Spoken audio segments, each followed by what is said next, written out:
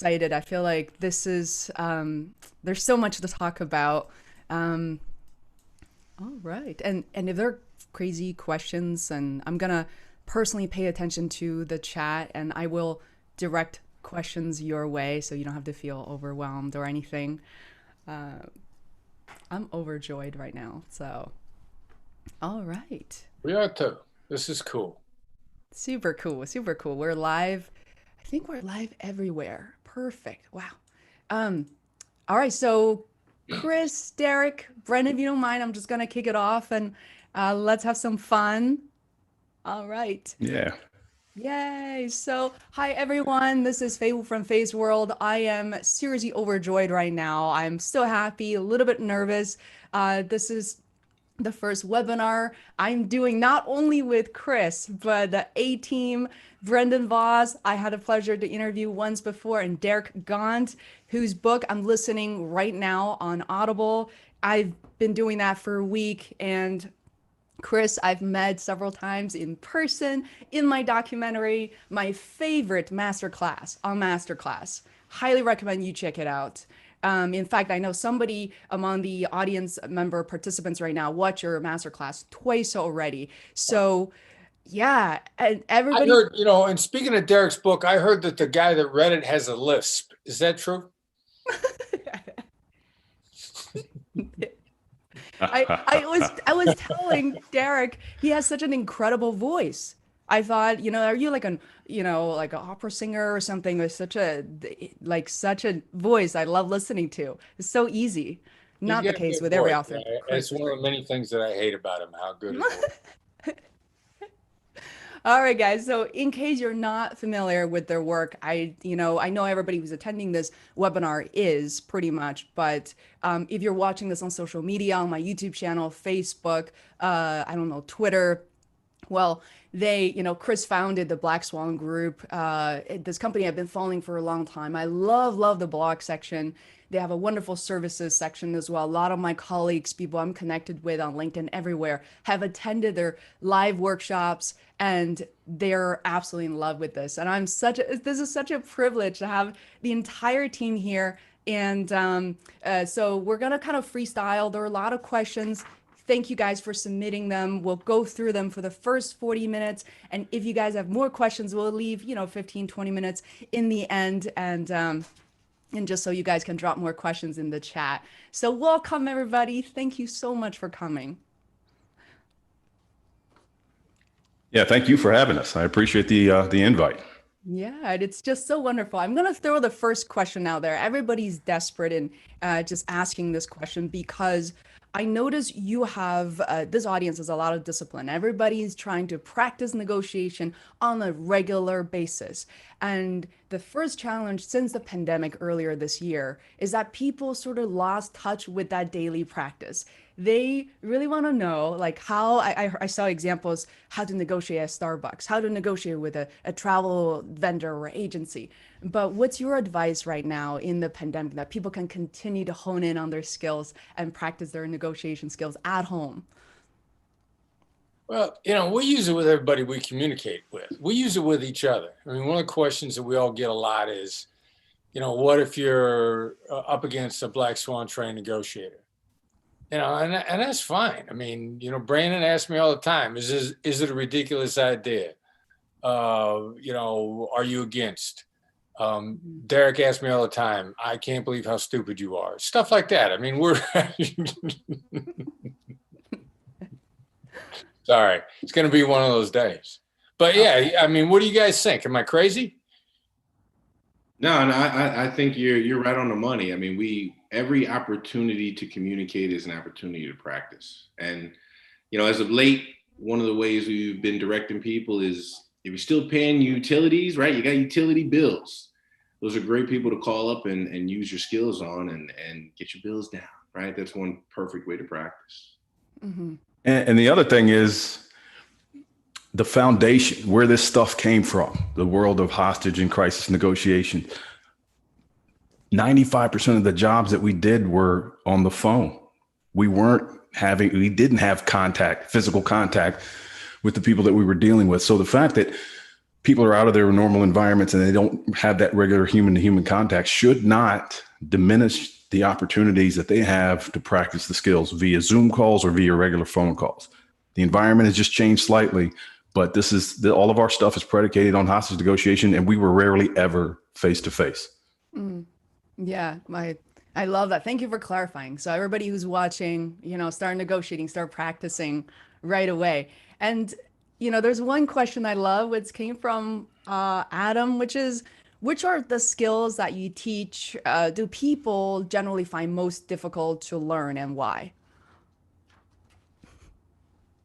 I'm actually kind of curious to hear what Derek has to say on this, because I got a couple of ideas. Derek, what's your perspective? I think you know where I'm going to go. I'm going to go with the accusations audit. Yeah. Hands down, the most effective skill that we have, the most potent, the most powerful, hands down, the most difficult to absorb and execute. Simply because when you talk about the Black Swan skills being counterintuitive and being awkward, the accusations audit is awkwardness on steroids. And because you're pointing a negative light back at yourself. And when you point a negative light at yourself, you're making yourself uncomfortable. And when you're uncomfortable, what you want more than anything else is to be comfortable again. So that's where we find a significant amount of the pushback is with the accusations audits, because it's hard to take that negative light and point it at yourself and saying, this is what you're probably thinking about me. And it's all negative stuff. And so getting people to overcome that discomfort and execute anyway is probably the biggest challenge. Yeah. Good Brandon? point. Yeah, there's nothing Derek said that I would disagree with. However, I'm going to give you the classic negotiator's answer as far as what's hardest to learn. It depends.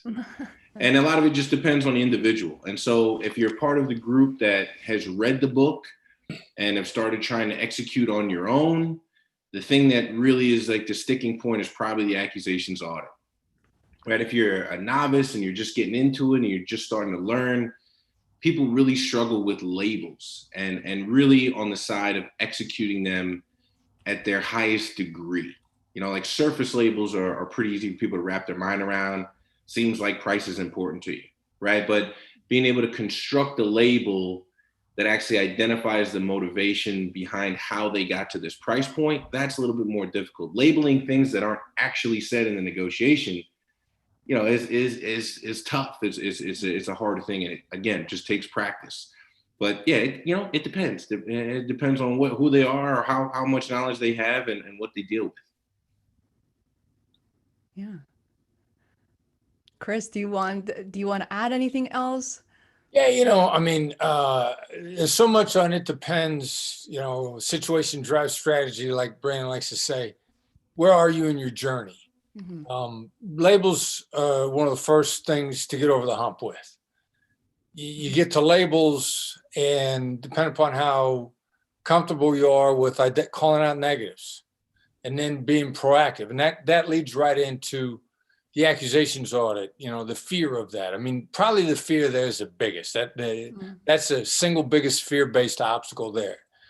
And simultaneously, if you're getting good at labels, making a jump from labels into summary is hard, because we teach people really hard, to go silent, to go dead silent. We used to call it effective pauses and never split the difference. Book we got coming out collaboratively, Brandon and I and a couple of other people are working on. In the spring, it'll be out late spring, early summer. We're changing effective pauses to dynamic silence.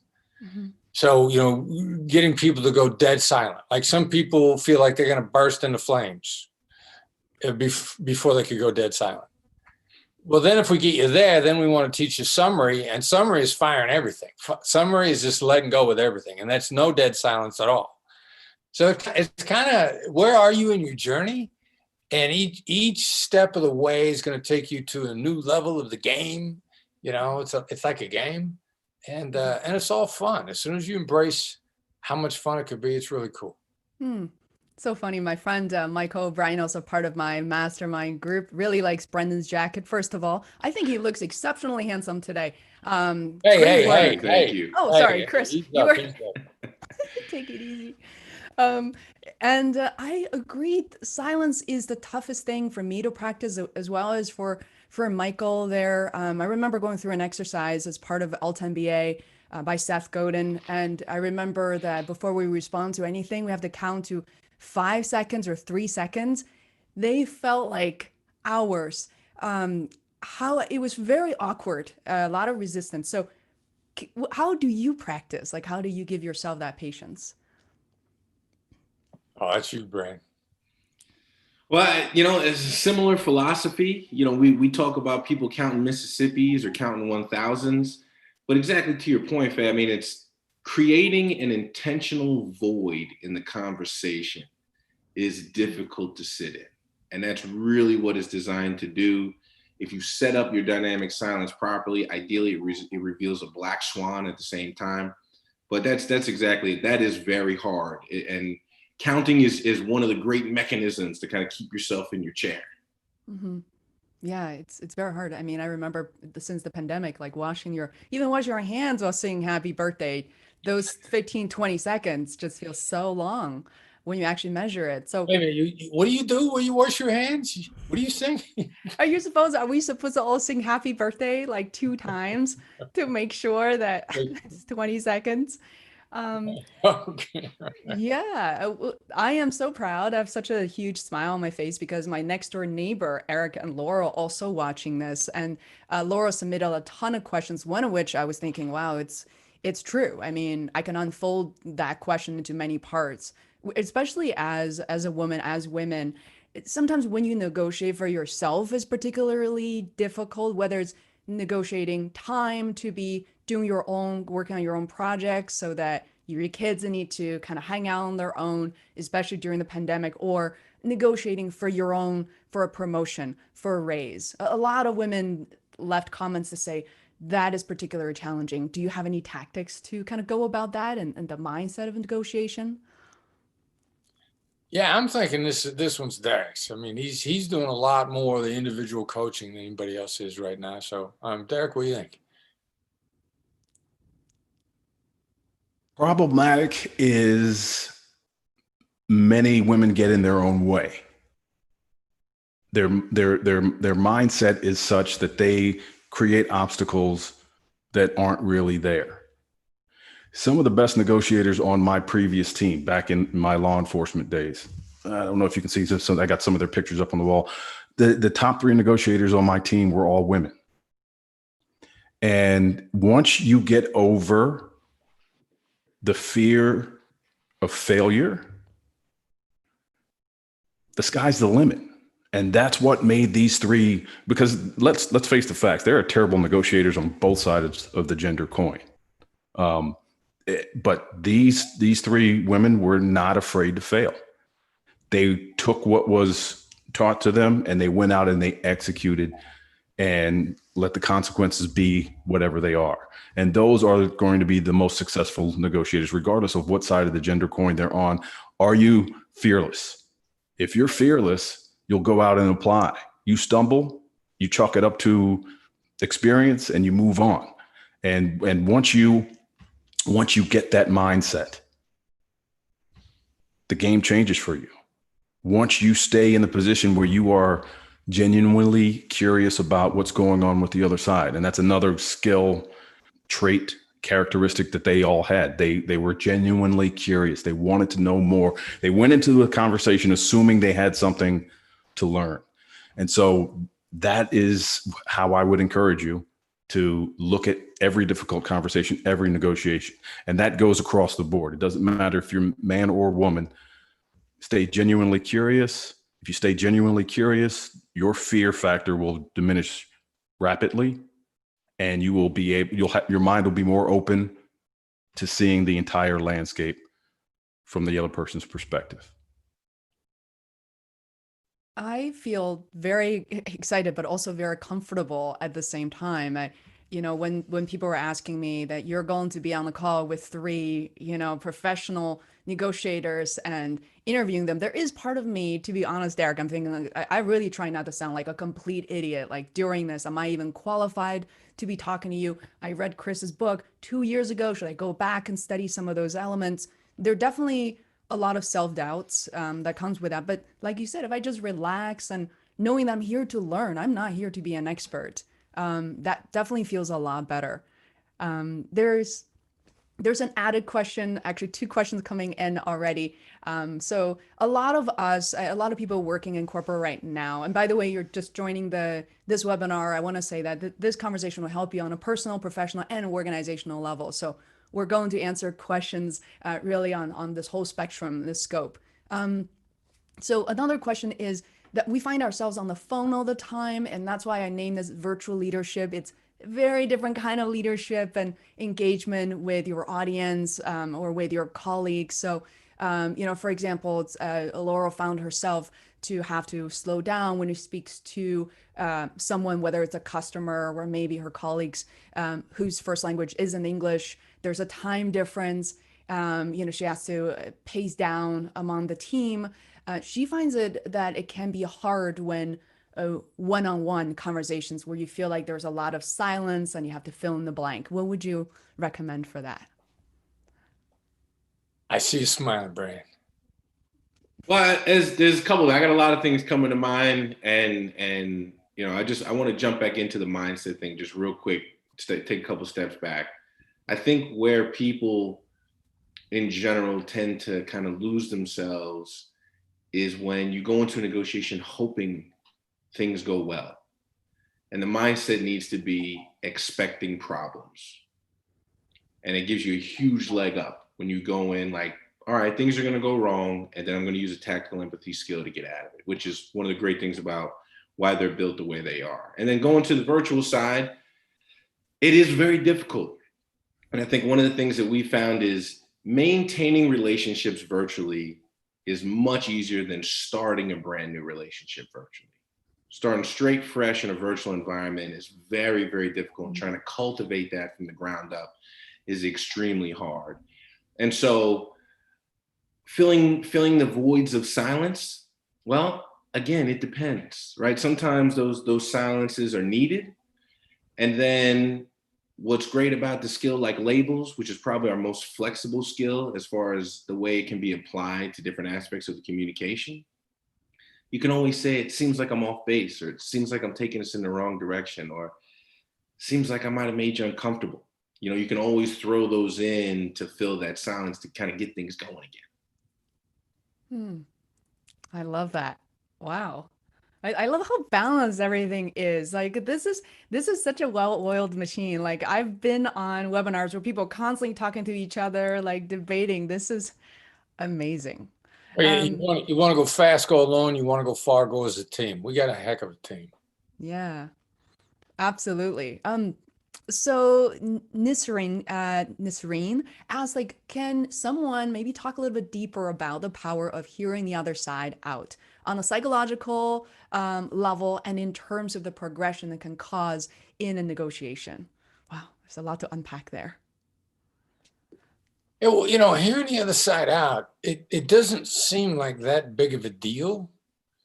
But the more you're heard, the person being heard is starting to get hits of some magical stuff, dopamine and serotonin. I mean, we're talking almost all of our conversations at some point in time these days about our skills. We don't talk about psychology. We talk about neuroscience. We talk about the neurochemicals that drive human behavior and create your reactions. And you start to get heard out. You feel releases. These are chemical changes. These are dopamine and serotonin. You're very encouraged by that. You start getting attached to the person. At some point in time, if you hear somebody out well enough, they'll discover something in what they said based on your feedback. Just hearing them out, summarizing. This is a summary thing that I was talking about earlier. Now, when we wrote the book the first time through, me and Brandon and Tal Raz wrote that book together. Tal talked about that when somebody says that's right, it's they've experienced an epiphany. So I look up epiphany, what sort of neurochemicals are released when you experience an epiphany, and among them are oxytocin. Oxytocin is the bonding drug. It's what mothers feel bonded to their children. It's what followers feel bonded to great leaders. Then once they get bonded to a leader, despite all sorts of evidence to the contrary, they will never give up on that leader. They will always believe in them. That's an oxytocin event. Mm-hmm. When you get a that's right out of somebody from having fully heard them out and then repeated it back to them, so that the only thing they could possibly say as a response is that's right. Mm-hmm. They've just experienced an epiphany. They're bonded to you. That's the maximum amount of influence you could ever have. And that's why Derek and I, when we were hostage negotiators, we didn't know what was going on, but we knew if we heard a bad guy out, he was going to come out, and we didn't know what was exactly. And the bad guys would get so bonded to us that SWAT would see them bonded to us and always think that we were bonded to them. And, we cared about them. But the worry about the negotiator getting, Stockholmed to the bad guy, the negotiator would always go like, what? No, what are you guys talking about? Mm-hmm. And now that we have a clearer understanding in these days, the oxytocin event occurred, the bad guy got bonded to us. You hear somebody out, you get a good, solid 5-star, that's right out of them. They are bonded to you, which then leaves you in a position of tremendous influence, and you got to be careful with that because of the amount of influence you had. But that's what happens when somebody is fully heard out. They feel bonded to the person that heard them out. Mm-hmm. And guys, what do you think? Did I talk that in circles? Am I off base? No, I think you're right in line. And sorry, please go ahead, Derek. No, that's what I was going to say. You're right in line. It was a scientific infused way of saying people love to have other people understand what they're going through. And the cheapest and most effective concession you can make is just to listen. Mm-hmm. Yeah. And I read in your book most recently, Derek, it's about listening, and it's not really about providing a solution right away, which I think it's a most common mistakes I see myself making, a lot of people making in a mastermind situation where you hear a problem, you want to immediately relate to that problem and then offer your own solution, which may be irrelevant in some ways, even though you're trying to be helpful. Right. So I love that. Sometimes they just want you to sit back and listen. Mm-hmm. And then your listening takes care of the negative emotions and dynamics that they've attached to the situation. Mm-hmm. And when you start to diminish those negative emotions and dynamics that they've attached to the situation, they're more accepting of your solutions and your ideas when it's time. Mm-hmm. Often we get the sequencing in reverse, where we want to lay out the solution at the beginning of the conversation and they're not ready to hear it yet. And so it's just a matter of hearing them out, returning them to a normal functioning level so that they can hear what the right way to fix the problem is. Mm-hmm. I love it. It's not a metaphor. It's a real situation. You said, I can sell jail time, and they will always take it. If you could sell jail time, I mean, you could really sell anything. Almost anything. Yep. And there's a really interesting question. I was like, wow, this is a good one from Marcel. So she works at GoDaddy. Thanks for revealing the company. But not just GoDaddy, a lot of companies you would say that the common objection or the common answer you get is, let me think about it. Let me think about it, or I'll get back to you. And makes the other side feels like I'm not being heard. There probably will be no further actions or next steps related to that. I hear that often too from some clients, from prospects. So how do you dissect that or take that? Yeah, Brian, I know you're on top of that one. Well, there's actually a couple different ways that you can approach it. I mean, as everybody's already figured out, my favorite skill is labels, and there's always a way to label your way out of or into any situation. But another potential move here is this proof of life idea. It's a fairly new idea. We allude to it in the book, but don't go into great detail. And if you haven't done a proof of life up to that point, and you get I'll get back to you, or let me think about it, that's probably a very primed moment to be using that skill. And the purpose of it is, how do we get the other side to state our value proposition. Mhm. And it's the only time that we would suggest using a why question in negotiation. And it's simply, why us? There's a lot of people you could have talked to. It's a big industry. Why us? Mhm. Hmm. I love these. Common, I love what we're talking about here because sometimes some people say, well, it seems like common sense. Even Chris, you write about like, it seems like common sense, but common sense isn't always common practice, often isn't common practice. And that's why I really enjoy about your teaching. So I also personally find, and I don't know about people who are watching this, the fact that since I saw the launch of Masterclass, I was very excited. And some people said, please ask Chris about Masterclass. And to see a friend and mentor on Masterclass has this whole new meaning. And it was so well executed. So, Chris, could you share maybe a bit about that? And because for me, it was another opportunity after meeting Brendan, reading your book, knowing your coaching. I feel like it really took me to the next level as well. So, Yeah, well, there's a lot of things about Masterclass that were a lot of fun, and when they approached this, I mean, first of all, it was an important negotiation. We negotiated as a team. I engaged every step of the way with Brandon. I am always better as a wingman with the wingman. If it's important, the two of us are on the phone together. We're working together. So we turned Masterclass down 3 times, and we meant it every single time. Like when we say no, we mean no. We just say it nicely. We don't call people names. The Brits have a saying, you can be as rude as you want as long as you're polite about it. We're polite. And there were significant problems in each step of the way with the agreement. And we're like, oh, cool. We understand why you guys want that. You're entitled to want that. You've got all the reasons, your business model, and it just doesn't work for us. So thanks for the offer. Mhm. Every time we turned them down really nicely. We meant that it was not a tactic. It was not meant to get a better deal.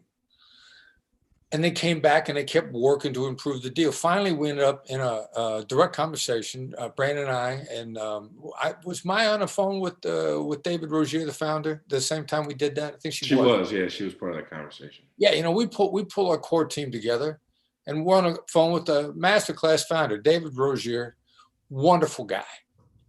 And we laid out the problem, and he was like, oh, yeah, I can fix that. He was the only one in the company with the authority to fix that. But yeah, I can fix that. So we fixed it and we cut the deal. Now they are all in. They come to one of our trainings, they do the work. They did a massive amount of work. They committed sharp people to pull it together. They gave us the opportunity to edit. And then when we got ready to shoot, it was like being on a set of a movie. And you feel wonderful. Now they're very smart about it. They got to get this thing in the can in 2 days, and they got to keep me energized the entire time. How do you keep somebody energized? You treat them like a king. You assign somebody to walk around with them. I got an assistant going everywhere with me except the bathroom. But that is keeping me from making a single decision all day long, because in point of fact, every human being suffers from decision fatigue. You can only make so many decisions in a given day. They don't need me burning up my mental capacity trying to decide whether or not I want ice in my water. They are scampering and getting me everything. They give me coffee. If I even look like I want something, they're running and getting it for me. But they're keeping me sharp the entire time.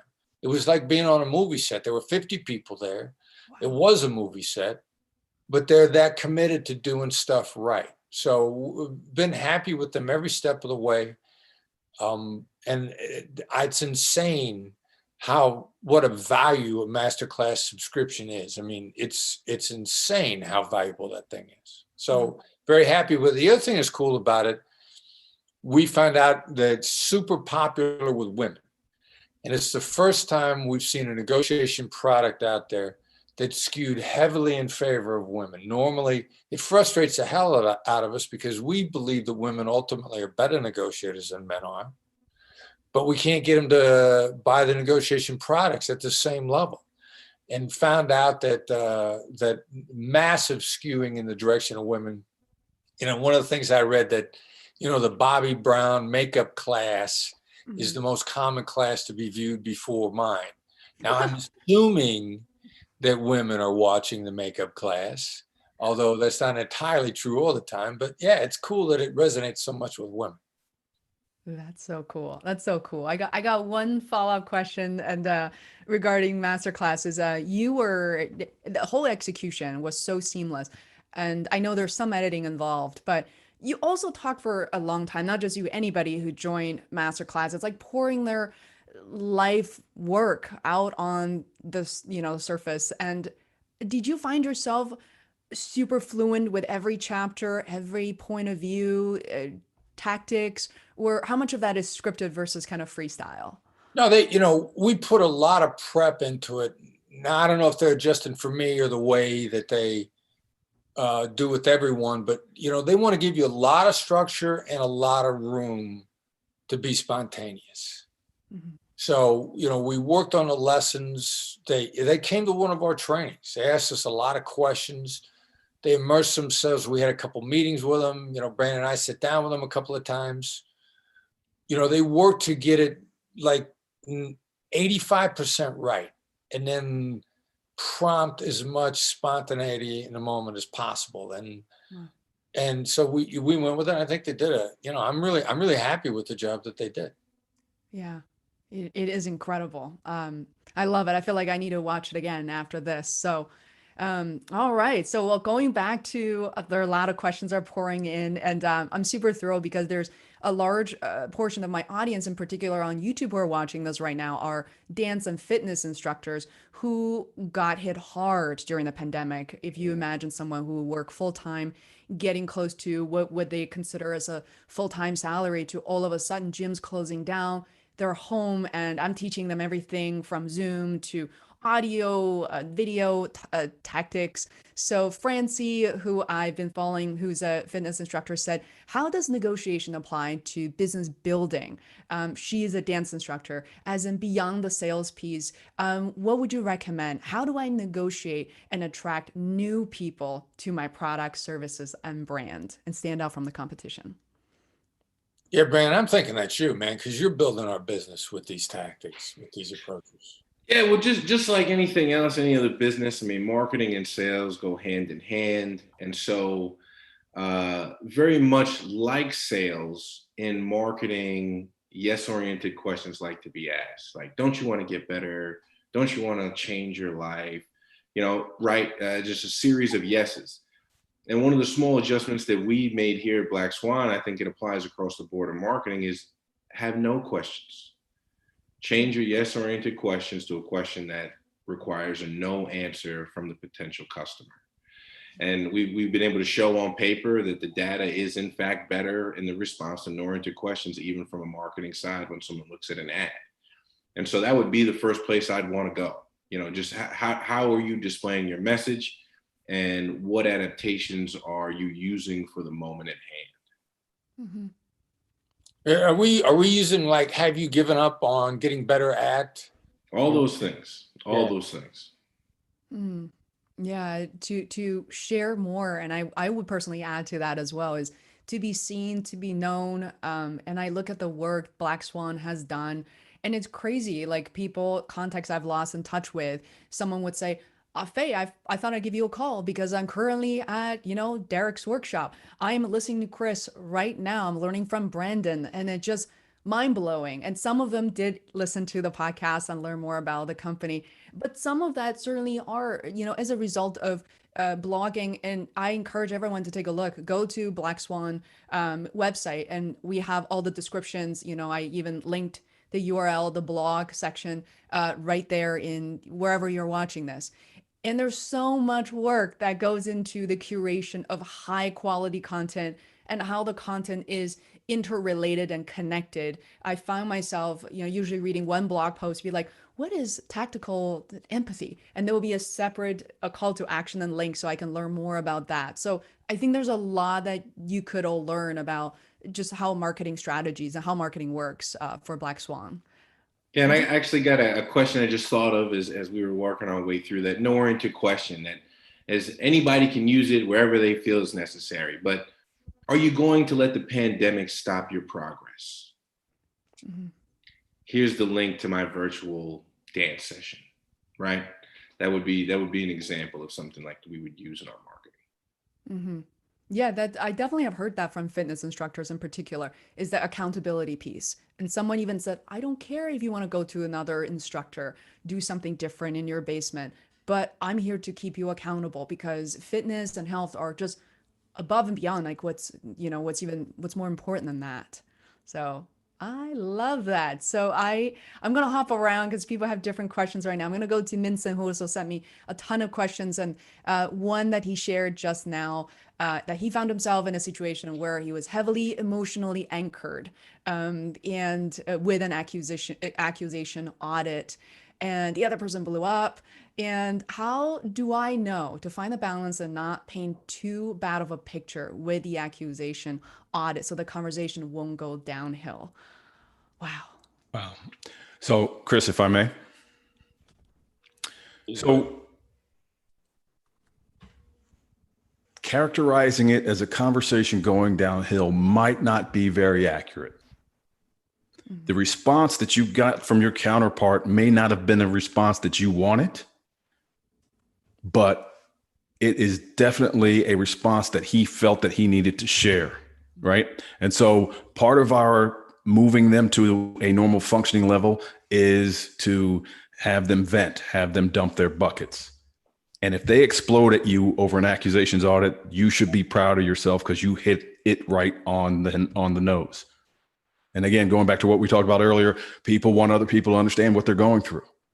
And if you use the accusation audit properly, you verbalize something that he had yet to speak into the air, which puts you in the position of being almost a mind reader. And yes, you may throw out an accusations audit and it unloads or it uncorks a torrent of vitriol from the other side. That's great. All you have to do is hold on 45 seconds to a minute. Unless you're dealing with an out and out sociopath, they won't be able to sustain it that long. Sit in your chair, take it. Once it starts to diminish, you apologize. And then you stay in the moment to find out what caused the reaction. You apologize. It sounds like I'm sorry. It sounds like I really underestimated how important this was to you. What caused that reaction? Those 3 techniques in a row will allow you to find out exactly what's motivating behavior. See, most of us, we get wrapped around the axle on the statement or the behavior. And to Brandon's earlier point, we don't go after what's motivating the statement or behavior. If somebody explodes at you like that, they're telling you something is very important to them. They're telling you that you're not picking it up. It's very important to them, or they're under tremendous pressure. You have to stay in the moment to figure out which one it is. Most of us want to pivot out of that moment because when we get blasted like that, we want to immediately change the topic because it was an adverse response. And I'm telling you, you need to stay right there because that emotion is not going to go away until you identify it and you articulate that recognition. Chris? Yeah, amen. Stay in the moment. And the only other thing that I could think possibly too is, like, if there was an explosion, was your accusations audit you probably feel, or I don't want you to feel? You know, how were you tuning it up? Making sure, and as Derek said, you know, if you're delivering it properly, how you tee up each one of those emotions really is critical. You probably feel is a way to go with it, as opposed to I don't want you to feel. The denial is gasoline on the flame. Yeah, and actually, I'd love to add just another piece to that as well. You know, being erring on the side of the glass being half full. One of the wonderful things about someone jumping in to correct you like that with gusto is it also means that they're being extremely honest with you. And it's a great way if you're trying to force honesty or you're trying to reveal honesty at the table. Rest assured, when someone is in that state, they're being very truthful with you. There is no lie in what they say. Oh, I could just feel like my blood pressure is like you know, going from very excited just to hearing you talk. It's very soothing, and definitely I find that even for me as a content creator, as an interviewer, sometimes when I hear the other side slow down or that who could potentially be arguing with me, I definitely find myself wanting to jump in and kind of half breath in and rushing through and but I think I need to practice a little bit more too while we're going live and um so here's another question from Michael. For all panelists here, can we hear more on what team negotiation looks like? Any basic pillars of the philosophy on that topic of teamwork, especially in the online space? That's a Dr. Gaunt question right there. He Dr. he is Gaunt. our resident team expert and is constantly coaching corporate teams to operate more effectively. Yeah, so I'll take exception to the resident expert because I think that all of us have chipped in to flesh out what it looks like to use the Black Swan method as a part of the team. But a couple of things I wanted to mention. First of all, what Chris said earlier: you want to go fast, go alone. You want to go far, go as a team. You should keep that mantra in the back of your head anytime you engage in a difficult conversation, whether you're in person or whether you're virtual. Understand that the world that we came from, it was all about the team. And so what does that look like in a corporate environment? You should have your primary negotiator, your number one, your primary talker. That talker should be assisted by a wingman, a coach, if you will, a secondary negotiator. You should have someone on the call who's there just to listen and take notes so that you can debrief the call after the fact. And you should have, for lack of a better term, a team leader who's flying at about 20,000 feet above everything else that's going on, offering input and suggestion. The primary dialogue is with the primary negotiator. The coach's job is to pick up on things of import that the primary negotiator is invariably going to miss. You're going to be so engaged in the conversation that you're a human. Things are going to get by you. And the coach's job is to label those important things that you miss. What do we say? Every third to fourth turn in the speaking, the coach should be offering a label. Outside of that, the primary negotiator handles the dialogue. Equally important is the listener and the scribe.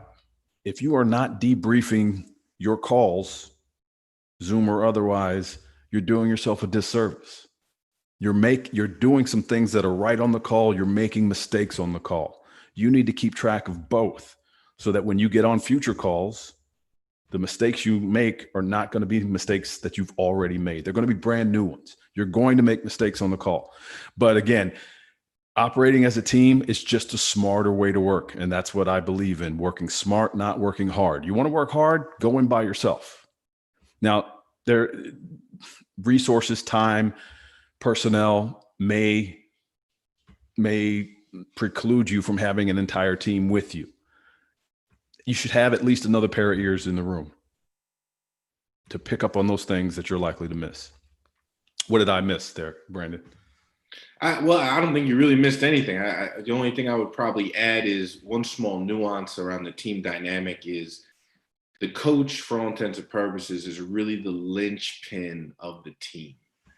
And we actually will suggest with a lot of our corporate clients that your most versed individual in tactical empathy, right? Whoever's got the best grasp of the skills needs to be in the coach's seat, which is counterintuitive. You would think you'd want that person to be the primary, and actually that person should be the coach, and your second best person should be your primary.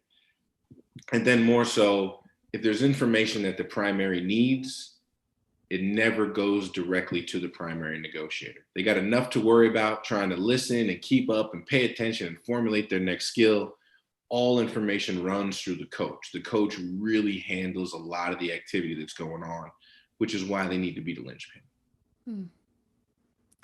I love this approach. It's such a team team event happening right now. And I just saw a comment from Gustavo Serafini, a big shout out, a dear friend of mine who joined your workshop. He said one of the best lessons he learned from Derek is don't just get defensive when people get angry. It's not about you, it's about them. And it means so much. I'm not gonna embarrass Gustavo on the call right now, but your coaching meant so much to him and really transformed his organization. So really thank you for that. Yeah, and it changed his thought process because he's contacted me subsequent to that with some very profound questions based on the state of the world today. So his thought process has changed. So good for him. Awesome. And I saw Mark raise his hand. Mark, if you don't mind sending us a question via Q&A or in the comment, I'll be sure to pass that along. So while you do that, we have another question from Dean Cooper. The Black Swan approach is based on 9 tools and techniques. Based on what you have learned in the past few years, if you could have a 10th, what would it be? Now, I don't know that we'd add a 10th. I mean, we're combining the skills in different ways. And, we're evolving them. Our calibrated questions has got a new subset that we refer to as thought shaping questions.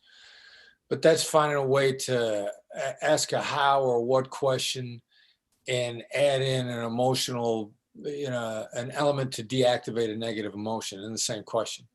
So I don't know that we'd add any new skills. We're combining them in some really interesting ways. I mean, what do you guys think? Yeah, I don't. That's a tough one, and one of the conclusions we've come to, and this was a few years back, is if we continue to add to the list, it won't be long before it's like the negotiation 1500. It's just that the list is just way too long. And as a lot of you have probably already noticed, right? Accusations audit is something we talk about all the time, and is not technically on the negotiation 9 list. And so, if I was going to add personally one more thing. Yeah, it'd probably be the accusations audit. If I was going to put one more on the list, that's probably what I'd choose. Mm-hmm. Wonderful.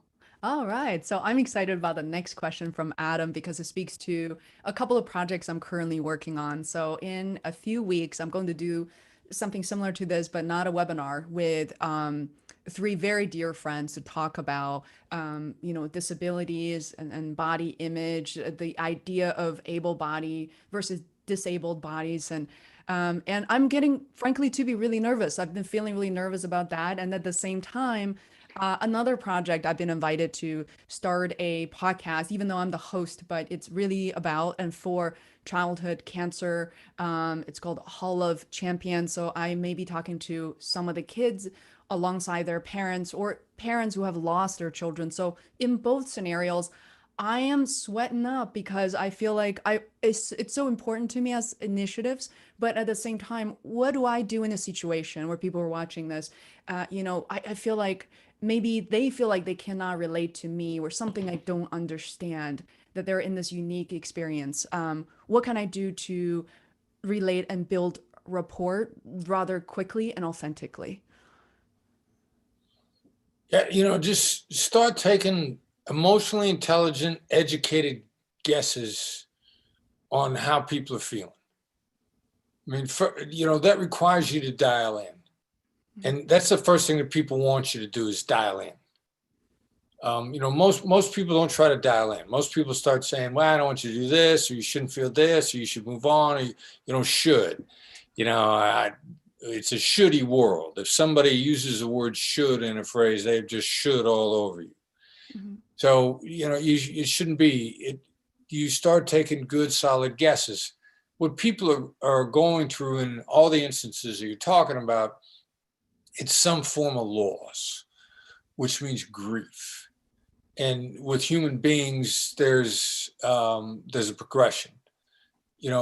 Grief to gratitude, that's the healing process. And some people think, how the heck am I supposed to be grateful over this loss? Well, you're grateful that you had something to lose in the first place. You're grateful that you knew the person at all. Like I still feel the loss of my father's death. I'm grateful for the time that I had with him. So when you begin to interact with people knowing it's some version of loss, you got to say things like, it's got to be devastating. It's got to be a real kick in the gut. I mean, you got to feel isolated, alone, afraid, angry. You start looking for these, and then you as a person, or all of us, the more able, the benefit for you here is as much for you as it is for them.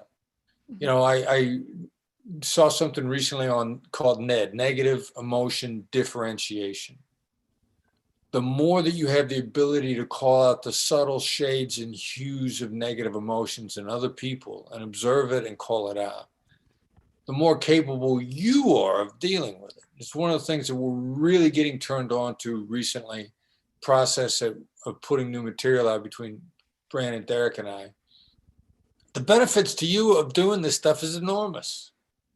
It does more for you than it does for them, and it does a lot for them. So the more that you work at it, the better off everybody's going to be. There's a little bit of a soapbox sermon there. Brandon, Derek, what do you guys think? I agree. It's probably gonna sound like I'm getting up on my soapbox as well, but especially when someone has experienced intense loss, probably the worst response you could have to them is "I'm sorry" or "How are you doing?" Those are things people say often, but are probably some of the worst things you could say. Well, how does that benefit you as a negotiator? Well, you know that people are saying that to them all the time and approaching them with, "I bet you're tired of people saying I'm sorry and asking you how you're doing." In addition to, I know this is something that is inconceivable, right? All the examples that Chris just laid out, you can throw that into, and I haven't personally run into someone that's experienced a deep personal loss and led with that question, and it didn't immediately lighten the mood. They're all like, "Oh yeah, I mean, everybody says I'm so tired of it. I wish they'd say nothing at all, then follow with that." And so, you can actually flip that to your benefit because the rest of the world is doing it. You can use it as an advantage. Mm-hmm. And one of the biggest problems is it smacks of insincerity.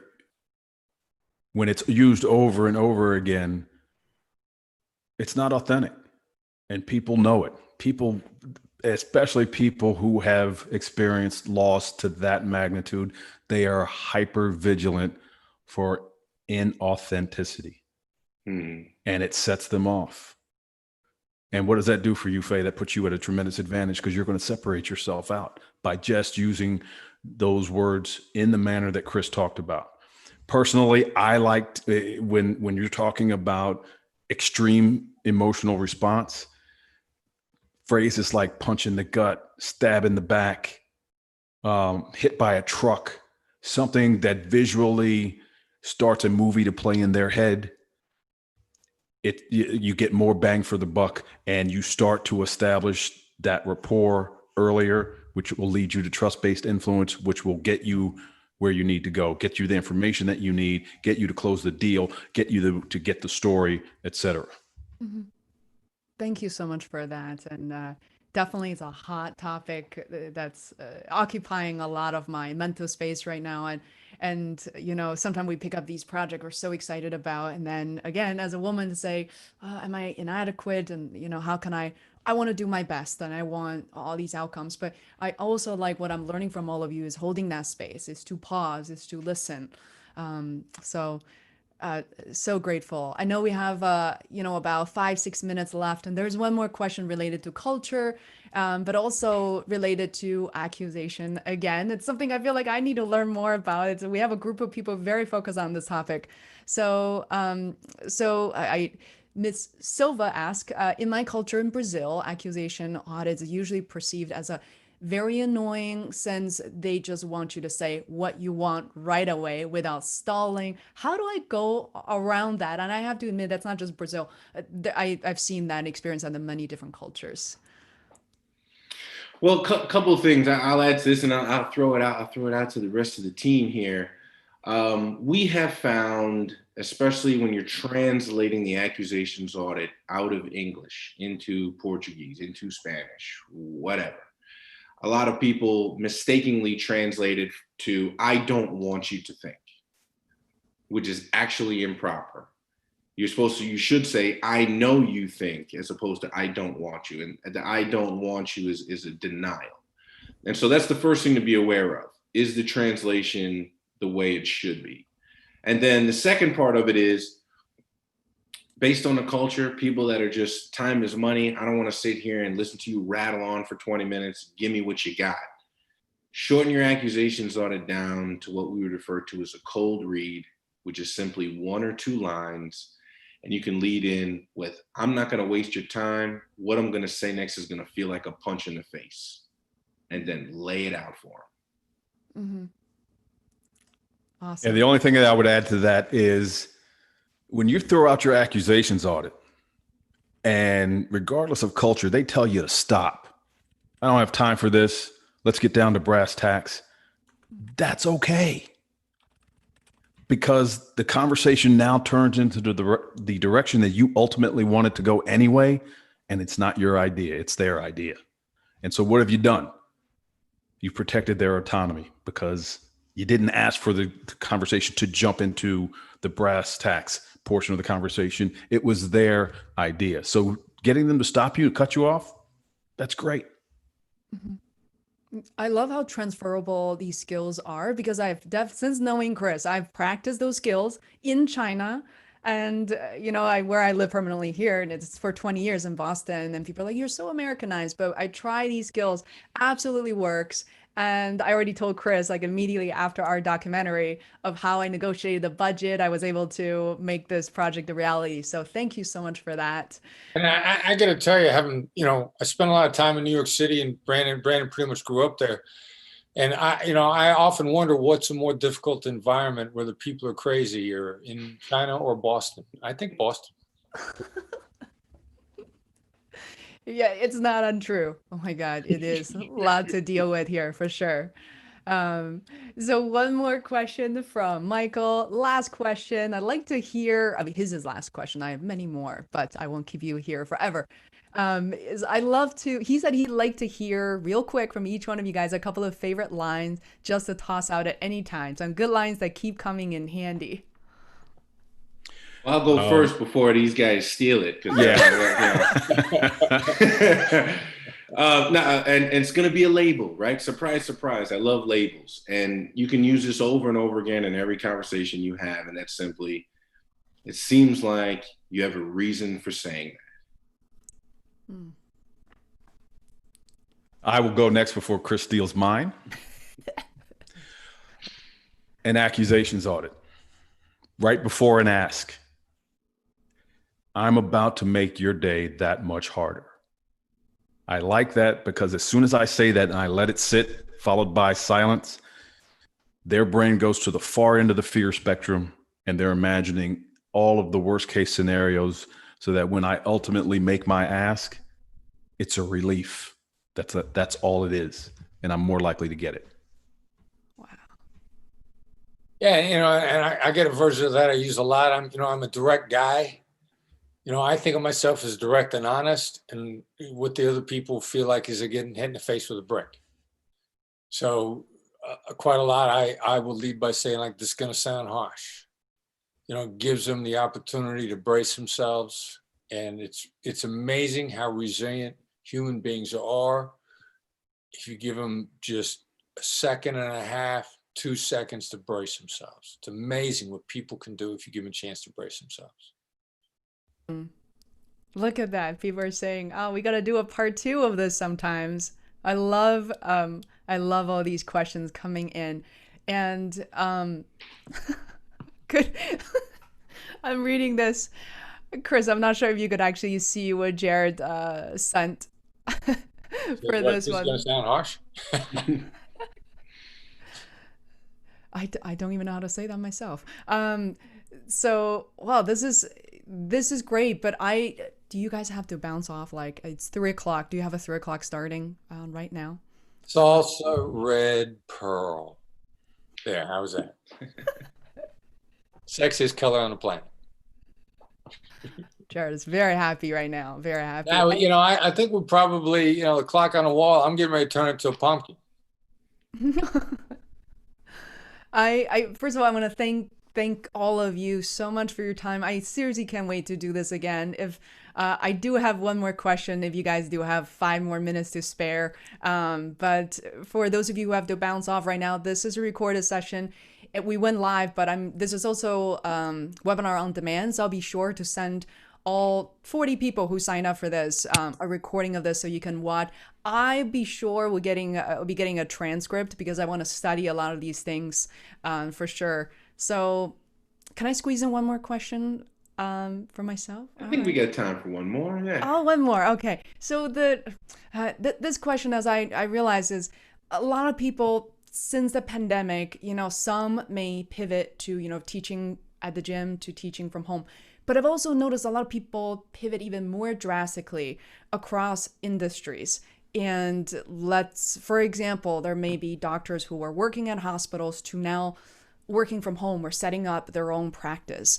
One thing, Chris, I will never forget as we were sitting there talking, and you actually said it in my documentary, is you thought originally, like, hey, negotiation, this is so applicable, so transferable to business, but it's not always that apparent or always that easy. And this question is for everyone. So if someone is thinking about pivoting to adjacent possible or slightly different career route, what is the mindset? What are some things they can think about? What are your recommendations at a high level? I'm gonna start the answer. And probably ask Brand to add to it, and Derek obviously too. But because I was thinking earlier, Davey, our first hire, somebody into the company that we didn't have a previous relationship with, Brandon hired Davey, our director of business development. She's a superstar, an absolute superstar. She's a millennial and a female, which means she probably starts out with lots of advantages. But the really cool thing about Davey was, it's not relevant other than her experience. She's a Mormon. She goes on a Mormon mission in Ecuador. She didn't speak Spanish. And so she wants to get fluent in Spanish so she can be effective. And Brand, what did they tell her? It was going to take her 6 months to get conversational, at least, right? Yeah, at least probably a year to be fluent, 6 months to be able to work her way through the city without any help. Yeah. So, but in the process, they're saying, candidly, you're going to have to make 10,000 mistakes. It's this 10,000 number, 10,000 this, 10,000 hours, 10,000 mistakes. And the person teaching her says, you're going to make at least 10,000 mistakes before you're fluent. Mm-hmm. Davey's like, oh, well, I'll just make them sooner.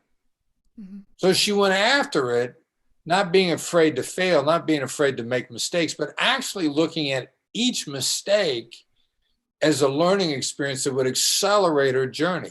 And how long did it take her to get fluent, Brand? As I understand it, she set a goal for herself of 8 weeks to be fluent, and she was fluent in 7. Oh my goodness. Wow. So, the problem with pivoting is to be scared of making mistakes. Mm-hmm. That's what will stop you. As soon as you look at mistakes as an opportunity to accelerate your journey. And by the way, so David goes down and she learns Spanish. She comes on board with us under Brandon's tutelage. She's learning a Black Swan method. She reports back to Brand after she's been with us for, 3-4 weeks. She was like, when I first started, it seemed like a lot of the people that called were jerks. And there aren't as many jerks that call anymore. Because she's a learner and she got better. She wasn't scared of making the mistakes. Was that unfair, Brand? How did I do? No, I think that's extremely accurate. I think it's funny that she attributed to the environment changing around her as opposed to her adapting to the environment. It's very much her adaptation that changed the quality of phone calls that she was having. And then, as we're talking about Dave, I'm a huge fan. She's my right hand, so I'm clearly a huge fan. But yeah, she learned so fast. I think within the first 45 days of her being in the company, she cut one of the largest deals since Black Swan's inception in 2010. And so she's a sponge, and she's just really absorbed this stuff very well. Girl power. Yeah, hear that out. So thank you so much for sharing this story. It means so much. And, you know, everybody's kind of, some people feel like they're in trenches. This is kind of unstable ground and unfamiliar ground, and super, super encouraging. I've seen so many comments just now to say, please have a part 2. And literally until 3 o'clock, we had still like 29 out of the 30 something people who joined. And this is so wonderful. Very inspiring indeed. Thank you so much, Chris, Brandon, and Derek. I am so excited. Once again, Derek has a new book, and I'm an Audible person, so I highly recommend everybody to download this, get a hard copy.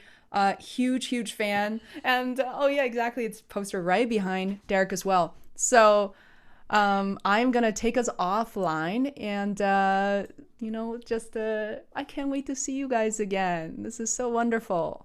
We love us some Fei Wu. That's right. That's right. Yeah, absolutely. I am so happy you guys can be here. Please let me know, you know, people are watching this, and let me know. I just include in a follow-up anything that we can do to help you guys. Anybody who have seen this, please let me know, because I think that you've helped us so much, and you know, it's a two-way street. So yeah, thanks, Faye. Yeah, we really value you as a friend. Thank you very much. thank you.